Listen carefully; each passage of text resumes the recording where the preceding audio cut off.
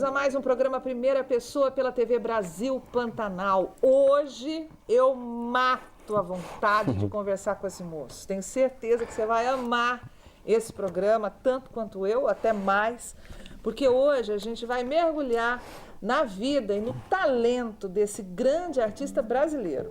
Ele, felizmente, mora aqui, em Campo Grande, pertinho da gente. Estou falando do grande violonista, multi-instrumentista, na verdade, esse menino, esse guri, Marcelo Loureiro. Obrigada, que bom que você veio.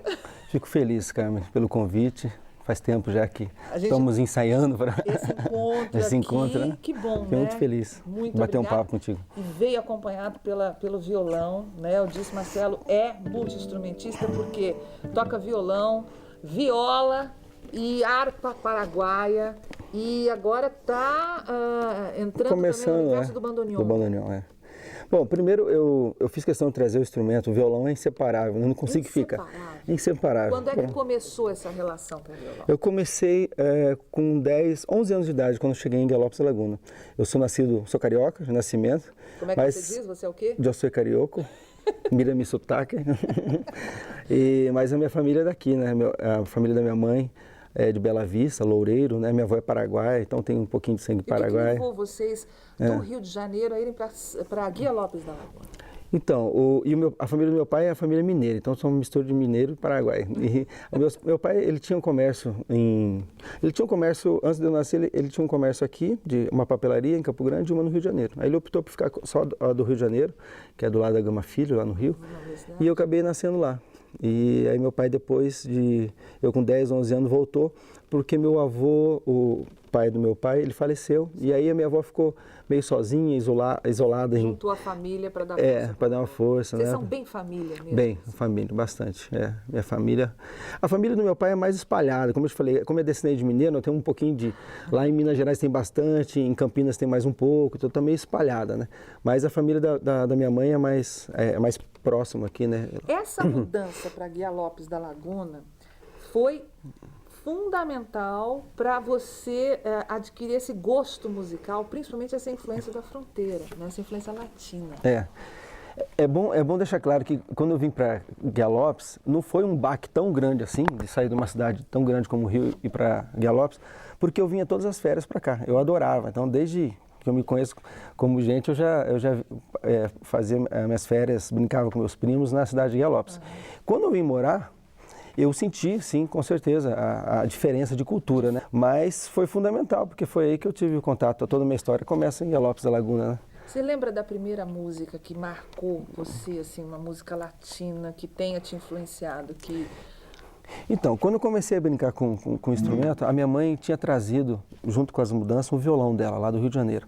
Ela tocava assim, né? O violão bem arroz com feijão, né?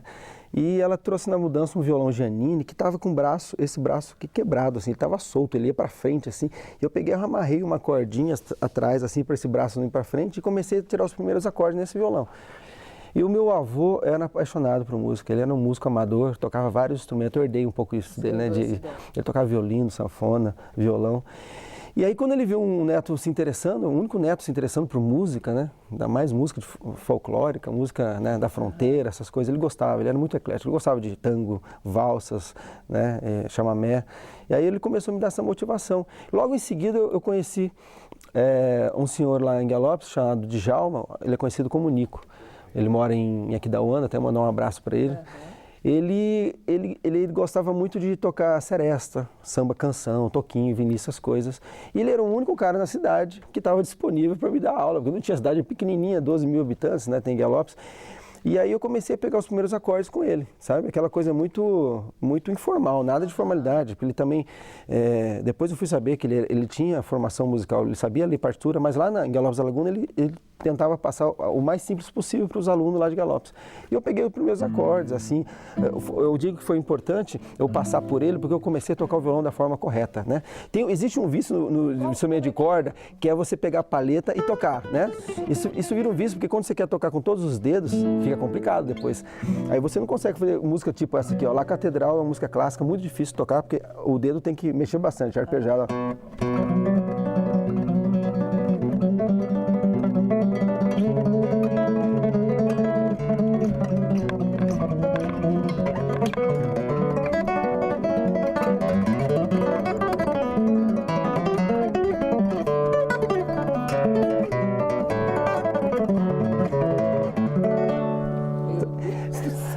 Isso aqui é só para dar um exemplo. Os olhos da gente é torto. Porque vai para um lado, vai para o outro. cara, essa movimentação dos dedos é importante no instrumento de corda. O instrumento dedilhado, como a harpa, a viola, né? Você ter esse movimento independente e rápido é uma beleza. É impossível não observar suas mãos, por favor. Desculpa sua noiva, essa graça aqui. Né? As mãos, os dedos da mão direita, você mantém as unhas mais longas. Isso, um pouquinho mais longas. Aqui um pouquinho também. Mais ainda um pouco do que os outros 4 dedos. Isso, aqui não pode. Os dedos da mão esquerda, você mantém sempre aparados, sempre curtos. Sempre curtos. Quais são os cuidados que você tem que ter um cuidado extremo, não neurótico, mas assim, muito sério com as mãos? Quais são? Então, quando eu comecei a levar a sério essa coisa com a unha, foi quando eu vim para Campo Grande para estudar, eu comecei, em 96, eu comecei a tocar na noite. Aí a unha foi bem mais exigida, né? Eu tocava quase todo dia, acompanhando artistas sertanejos, que eu comecei tocando na noite, acompanhando de tudo. Toquei MPB, mas o que mais tinha de trabalho para nós músicos aqui era música sertaneja. Então eu estava sempre lá em todos os palcos tocando, acompanhando vários artistas, e a unha começou a ser exigida. Aí eu comecei a buscar. Na época não tinha ainda essa facilidade de internet e tal, comecei a buscar várias soluções, então já usei de tudo. Mas resumindo, eu tive uma época bem complicada, né, em relação à unha, foi quando eu perdi, teoricamente o médico falou para mim que eu tinha perdido acho que era essa aqui. Ela bateu e rachou, e ela nascia rachada. Aí eu fui atrás das alternativas que mulheres usam muito, que é a unha de acrílico, né? Acrílico me deu uma alergia, tive que mudar. Piorou o que já estava ruim. Aí eu passei para silicone. Aí silicone resolveu por um bom tempo. Só que tudo que você coloca em cima da unha acaba matando a unha, ela vai ficando muito enfraquecida, abafa, né? Aí depois de um ano, mais ou menos, até eu descobrir esse negócio de silicone, eu devo ter tocado em uns 3 meses com a unha rachando. Foi horrível, foi o pior período. Não, é porque você está tocando assim, a unha vai abrindo, ela vai enroscando, né? Imagina você está tocando uma música difícil, que nem essa, de repente começa a enroscar, te desconcentra de um jeito, você começa a errar, entendeu? E até eu achar essa solução, né? E aí nisso eu aprendi eu mesmo a fazer. Comprei um curso para fazer, eu mesmo, para não ir toda, né, na manicure, fazer a fazer unha? A unha de silicone. Unha de silicone. A minha mãe e minhas irmãs adoraram. Queria que eu fizesse. Pronto. Aí eu fazia, porque a manutenção tinha que ser de 10 em 15 dias, tinha que estar fazendo imagina, cada 15 dias eu ir na manicure, é complicado, né?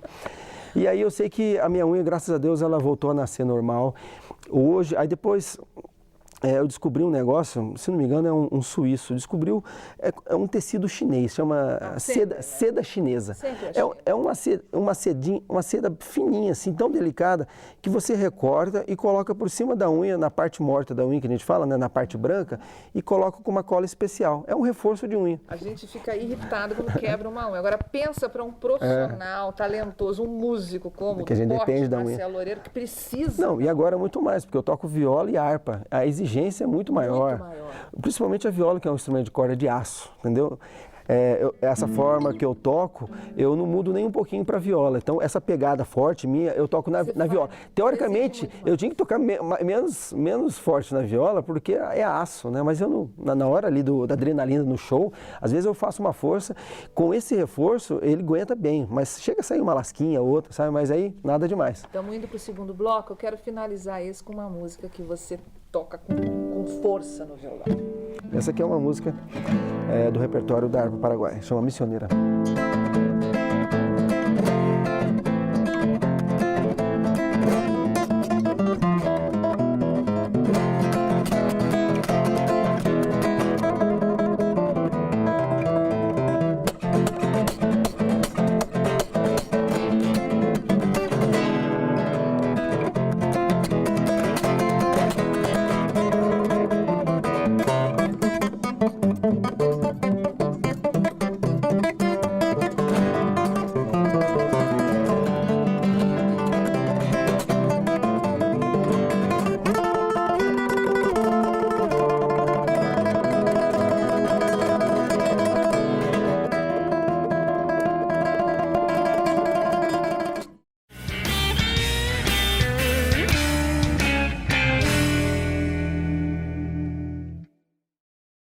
De volta, hoje embalados pelo som fantástico do violão de Marcelo Loureiro, considerado um dos melhores e maiores músicos do Brasil, tanto que em 2012 teve um concurso, vamos dizer assim, para eleger os melhores, né, violeiros do Brasil. Era o concurso Voa Viola e o Marcelo ganhou na categoria instrumental, premiação especial. Foram categorias tradição, inovação, canção, dupla, instrumental e desafio.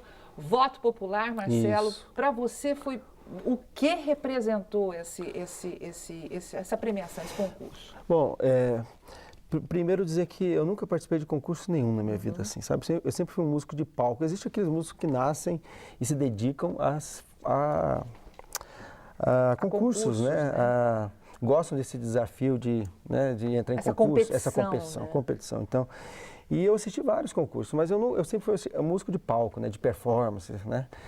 E tanto é que, como você comentou, eu deixo a emoção fluir. E essa coisa da emoção fluir, às vezes você acaba não sendo tão perfeito no som. Porque tem que ser técnico no concurso. No caso do concurso, tem que ter um som limpo. Então, eu sou emoção pura tocando e tal. Teve a primeira eliminatória, fiquei entre os 24, eram quase 400. Isso. Fiquei em 24. Aí, a segunda eliminatória era o povo que ia decidir, porque tinha que ficar 12 para poder fazer os shows pelo Brasil, um local específico. E eu fiquei entre os 12 e fui fazer o show no Rio de Janeiro. E lá no Rio que eu recebi o prêmio especial, porque aí dividido por categorias, voto, porque exclusivamente pela internet. Isso, exclusivamente pela internet. O bacana que eu vi nesse concurso é que a viola já não é mais um instrumento só de música de sertão, né? Eu fiquei muito encantada, isso me deu uma motivação a voltar a tocar viola mais, porque eu tocava assim pouco viola, no show é mais um complemento, tocava uma ou duas, e aí eu fiquei entusiasmado com aquilo, ganhei um prêmio, toquei no Teatro Municipal do Rio de Janeiro, dividi o palco com o Jair Rodrigues, foi muito bacana aí. Foi lindo. Tem no YouTube, quem quiser assistir, é só colocar Voa Viola, Marcelo Loureiro, que vai estar o show. Vai acessar o site e vai poder ver tudo isso que ele está falando, assistir. Marcelo, você tocou com a grande Helena Meirelles aqui em Campo Grande, né?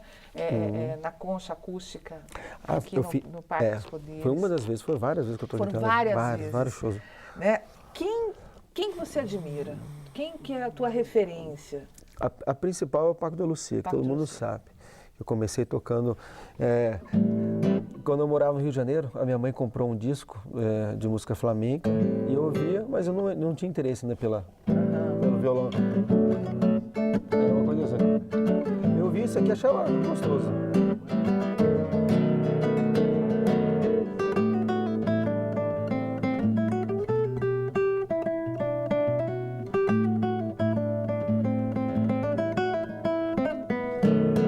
O refrão era...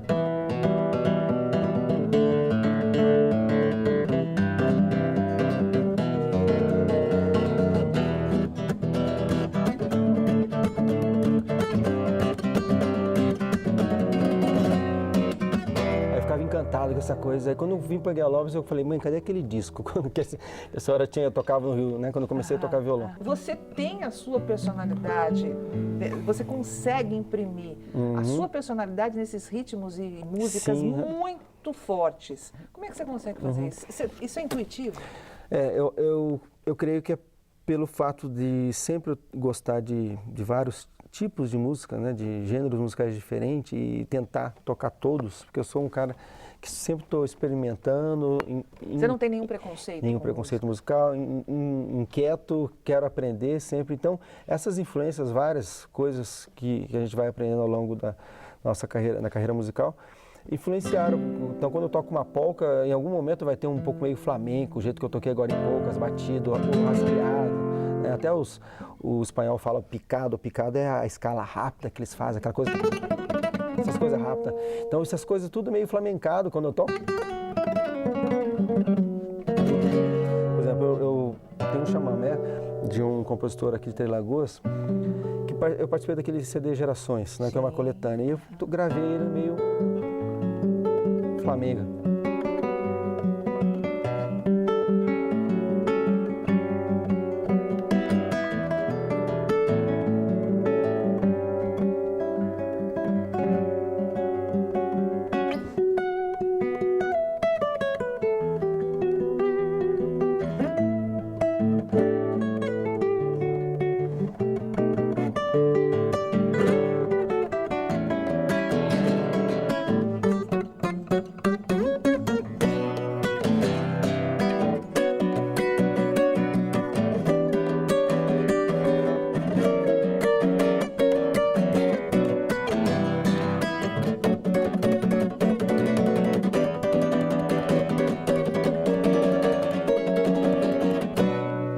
eu falo, a intenção sempre tem um pouco flamenco. Nossa, de tirar o fôlego, gente.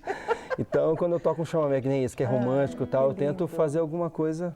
É hipnotizante, né? O som do violão. O violão. Quantas horas, como é que é a sua rotina de técnica de estudo, de dedicação? Eu já treinei muito mais, né? Hoje eu faço tantas coisas, além de tocar violão, né? Eu gosto de, em casa, mexer com edição de vídeo, por exemplo, sabe? O que você gosta de fazer, além de violão? Vídeo, computador, eu gosto de montar computador, de fuçar, né, coisas na internet. E, como eu te falei, estou treinando outro instrumento também. Então, você dividir o tempo com todos esses instrumentos, o bandoneon, né? Não tem só a dedicação hoje só para o violão, né? Mas quando eu comecei a tocar, era mais de 5 horas por dia, até 8 horas eu toquei. Sério? Até 8 horas sem parar. Quando era criança, né, moleque, adolescente, era o dia inteiro. Você tá com você tem um CD gravado que é o Alma Platina.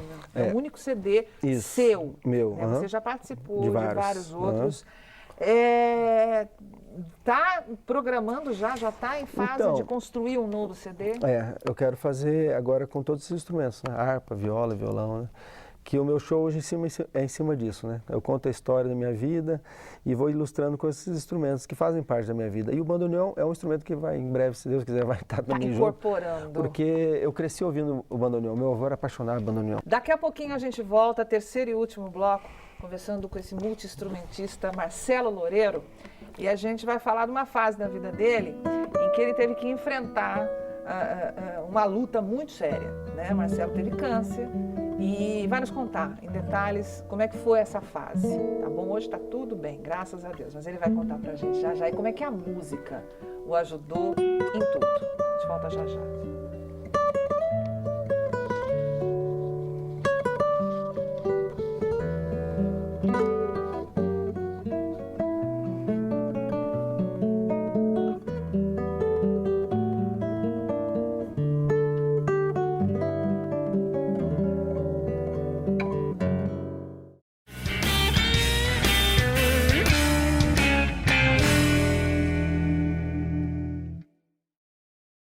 Primeira pessoa de volta, terceiro e último bloco, hoje conversando com o Marcelo Loureiro, que está aqui afinando o violão.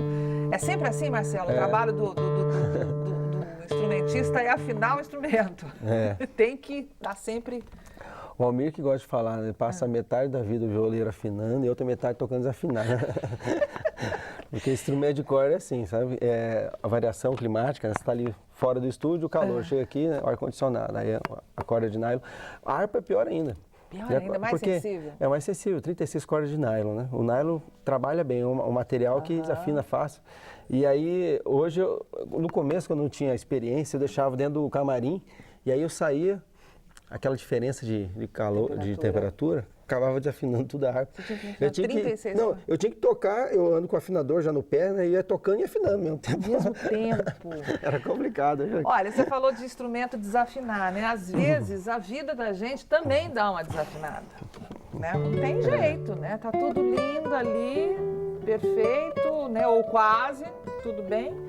E aí uns sustos, né? Que às vezes nos pegam, a maioria das vezes nos pegam desprevenidos, despreparados talvez. Foi o que aconteceu com você quando você descobriu que estava com câncer, um linfoma, aos 19 anos de idade. Foi. Né? Como é que chegou essa notícia? Como é que você chegaram a esse diagnóstico? Então, foi uma época que eu estava tocando uma campanha política. E aí eu cheguei, depois de meses fora, viajando, cheguei bem próximo do dia da eleição, uns 2 dias antes, eu me senti que meu pescoço estava, né, inchado, mas sem dor nenhuma, né? E eu estava no espelho do banheiro com a porta aberta, minha mãe passou e perguntou o que foi, né? Eu falei, não, tem alguma coisa aqui estranha e tal, deve ser algum... Eu sempre tive muita alergia, gânglio, né, que a gente tem... linfático e tal, mas eu achei que era um gânglio muito grande, né? Então, deve ser um gânglio fora do normal, deve voltar daqui uns dias para o normal, né? E aí a minha mãe, ela insistiu para que eu fosse no médico, aí eu fui e aí constatou que era um linfoma, né?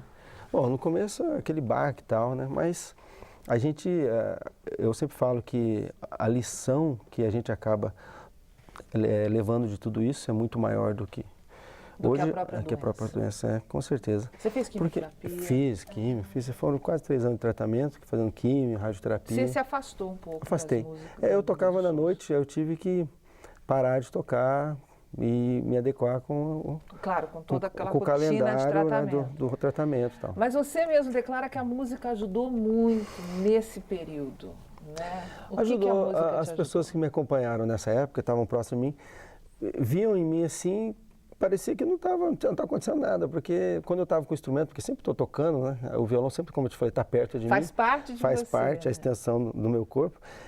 Quando eu estava com o instrumento tocando em algum lugar, eu até esqueci que estava doente. E se viesse aquele mal-estar que é normal de quimioterapia, Sim. eu pedia licença, eu vou ali, já volto, né, no banheiro e tal. Voltava já refeito. Pegava o violão e como se não tivesse.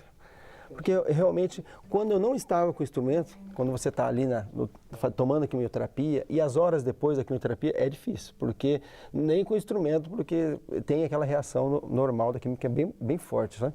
Ali você vê, dá uma baqueada, né? Você vê o quanto As que pessoas, eu tive câncer também, e quando as pessoas ficam sabendo disso, né, a gente que está na mídia, né, eu no meu trabalho de jornalista, você como músico se expondo também, é um trabalho de exposição, as pessoas nos procuram até como referência. Sim. Né? Como é que você passou? Como é que foi esse período e tal? As pessoas te perguntam Muito, isso quando sabem? bastante. E você toca no assunto com tranquilidade? Com tranquilidade, sim. Eu falo sobre... A música é importante, né?